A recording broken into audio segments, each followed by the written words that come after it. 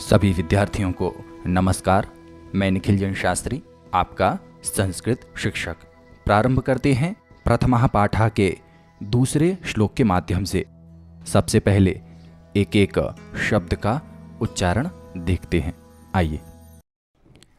साहित्य, संगीत, कला विहीनः साक्षात् पशुः पुच्छ विषाणहीनः तृणं न खादन्नपि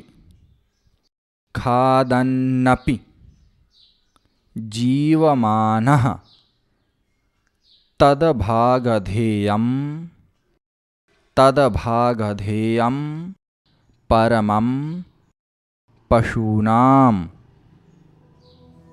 आइए अब श्लोक को सुनते हैं।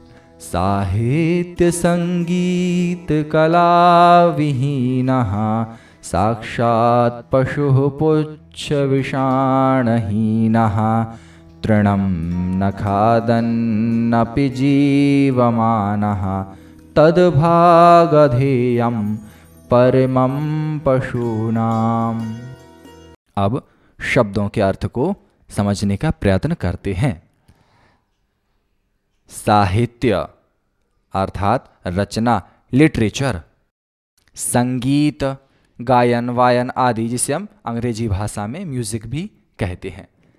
कला विहीनः मतलब कला के बिना, जिसे कोई भी आर्ट नहीं आए।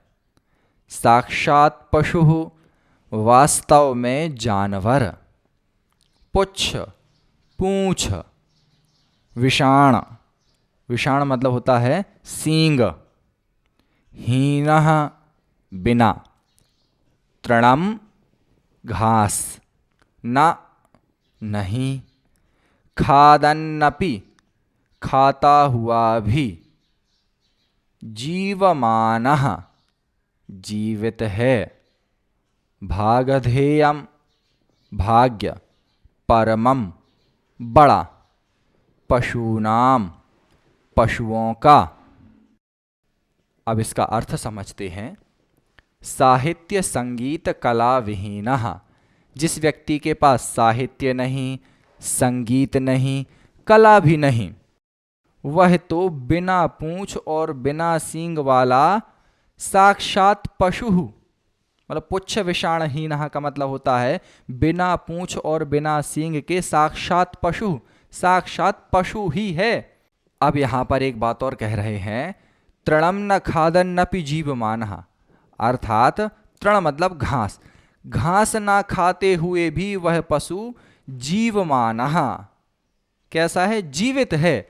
तद्भागधेयम, और ये परम सौभाग्य है। परमम पशूनाम मतलब उन पशुओं का यह सबसे बड़ा सौभाग्य है कि मनुष्य उनके हिस्से की घास नहीं खा रहा है।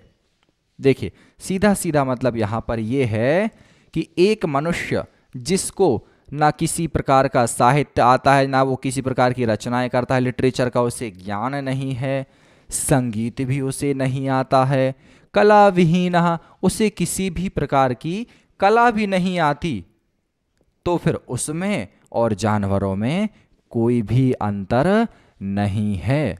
क्योंकि पशु भी भोजन कर रहा है, मनुष्य भी भोजन कर रहा है। पशु भी अपने परिवार का पालन पोषण करता है, मनुष्य भी अपने परिवार का पालन पोषण करता है। तो पशुओं के लिए किसी भी प्रकार के साहित्य, संगीत और कला का ज्ञान नहीं होता, और यदि मनुष्य को भी इन तीनों का ज्ञान ना हो तो वह साक्षात पशु ही है। संक्षेप में एक बार पुनः समझते हैं। जिस व्यक्ति के पास साहित्य नहीं, संगीत नहीं, कला भी नहीं, वह पूंछ और सींग के बिना पशु ही है। बड़ी बात यह है कि ऐसा मनुष्य घास ना खाता हुआ जीवित रहता है। यह सचमुच पशुओं का परम सौभाग्य है, अन्यथा उन्हें खाने के लिए घास भी नहीं मिलती। धन्यवाद।